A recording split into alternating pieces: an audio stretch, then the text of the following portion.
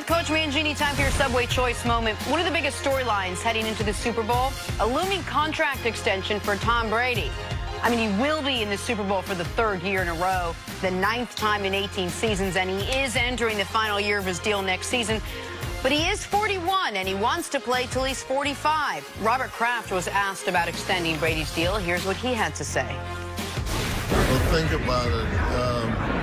The last 3 years, we've been privileged to go to the Super Bowl with a quarterback in place. I would be quite surprised if he didn't continue for quite a while as our quarterback. The reality is I don't think many people thought I would be playing like this, even though I had a great belief that I would. And, I think, RKK has always supported me in my beliefs and thoughts. And, that's why we have a great relationship.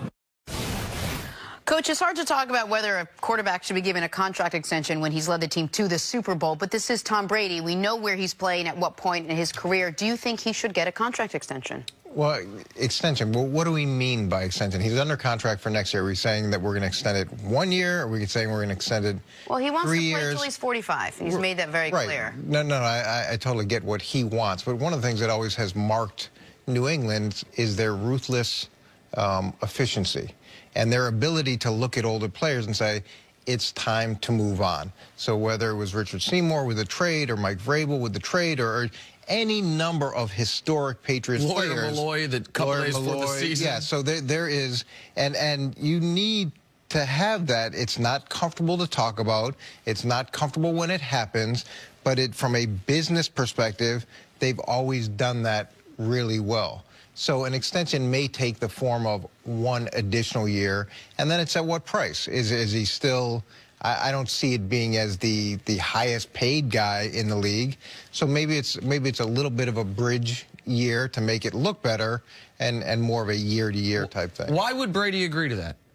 Why would Brady, if Brady wants to play till he's 45, and he's made that clear, and Brady also is still playing at a high level, even if he's not league MVP like he was last year, why would he, go ahead, see? Oh, I'm answering. Oh, okay. Why would he do anything other than say, guys, if you want me to keep playing under market value, I want an extension so it's my last extension. 3 additional years that lines up to 45, which is what I want. Otherwise, I'll play out next year, and you guys be in the position where you got a franchise tag me. Well, what Brady is saying when he wants to say, I want to play here in New England, he's also saying, I want to play the New England way.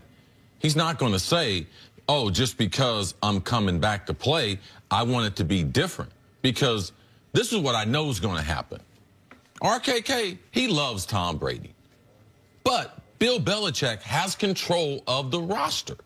So there could still be a problem here if Brady tries to change how they're going to do things, because RKK has already changed that when they traded Garoppolo. They've already altered the plan for Brady to exit already. So now Bill Belichick still has control of that roster. So I'm with Coach Mangini. Like, regardless of what the other players, Aaron Rodgers, Kirk Cousins, although they don't have anything to do with New England and how they decide to do business. So I look at them adding 2 more years to the 1 year that they already have. But Belichick still is going to have the power over that roster at the end. Tom Brady's not going to be making the calls as far as, I'm going to do this, this, and this. I would doubt that highly seriously that Belichick would agree to that with the Crafts. And Tom's personality isn't one to say, you need to franchise me, or what's he going to do, go somewhere else? He wants to be a Patriot. And the whole rule is whoever cares least in negotiations wins. I mean, that's just the way it works. And what leverage do you have when you don't want to leave? You're going to be there. And then what leverage do you have when you want your legacy to be what it should be, as this selfless guy who always took less for the betterment of the team? So now to take a hard line at 42, I don't think. I guess my point is, I don't think it would be a hard line to say, I'm still going to be playing for half my market value. But it's not that important to him. Winning championships is the most important thing to him. Making money is not the most important thing. I totally agree, which is why his give would be, if I wanted to all of a sudden, for the first time in my career, say, I want to have on my resume, I was the highest paid player in the league, my play has earned it, that would be a departure from who he's been. He literally this year made $14 million. The best quarterbacks in the league, highest paid guys, made 28 plus. So he played for half his market value.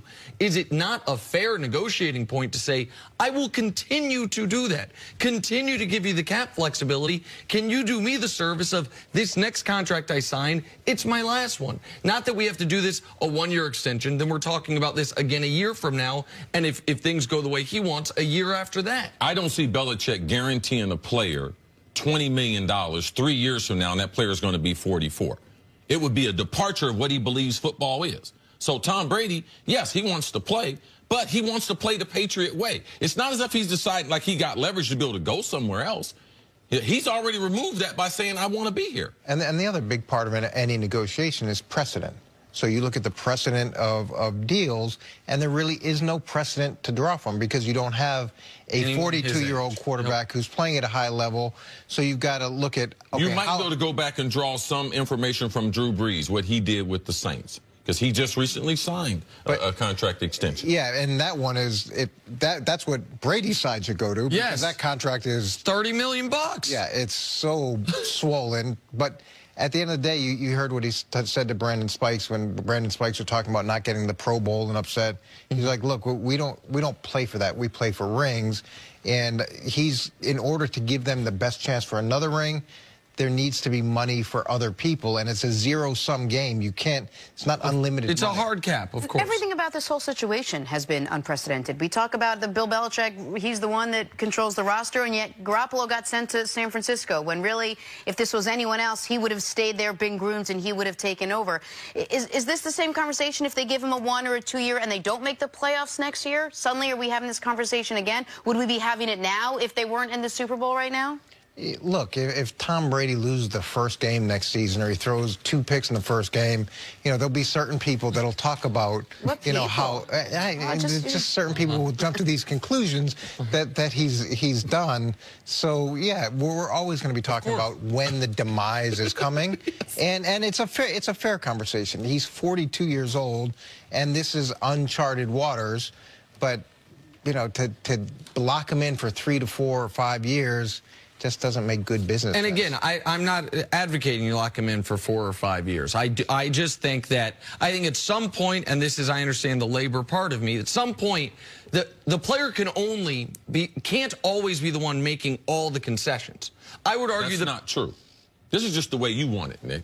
That's not true. Tom Brady has done it a different way, and in New England, it's worked. And we shouldn't change just because our philosophy, labor, our player, or whatever. We shouldn't change that. What Tom Brady wants. Tom Brady doesn't care that much about it. He doesn't care that much about the money. He clearly cares about playing until he's 45. So if he's sacrificing the money, I would say I would like a contract that takes me till I'm 45. But Nick, everybody who goes to New England makes concessions. Yeah. You consistently see stars that were acted one way at a different team goes to New England and makes a concession. There's coaches, there's players that make concessions on contracts, and the reason you do it is because at the end of the day, you want to win, and part of your salary... And at the end of the day, you trust the guy who's got the money, that they're going to do the right thing to be able to get you to your 10th Super Bowl, to your 11th Super Bowl. So that money, to me, it's irrelevant based on his legacy and the relationship that they currently share. All right, Coach, thanks. Got to take a break. Coming up, did Kobe have a better career than LeBron? That's still ahead on First Things First. I can't wait to hear Nick's next contract negotiation. Again.